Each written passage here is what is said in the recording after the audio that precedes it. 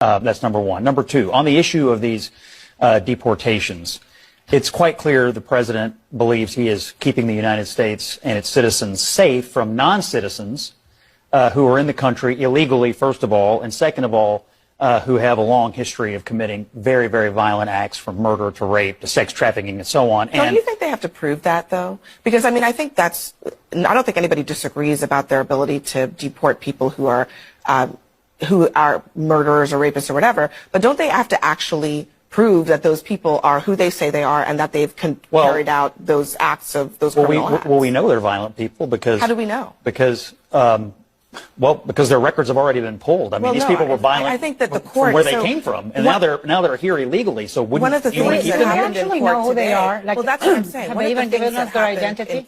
In the court today is that the lawyers for the government couldn't say really who these people were. And interestingly enough, what they tried to use is they said, oh, we're looking at some of their tattoos, which means they have a gang affiliation, so they can be deported.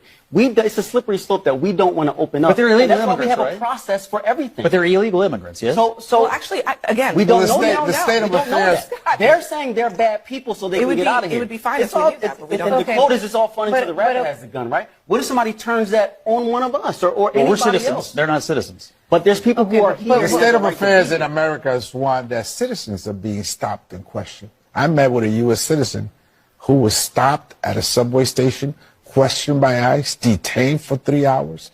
This is the state of affairs in America. So it's not necessarily about who's on that plane who may have a criminal record. We don't know their names, their first names and last name.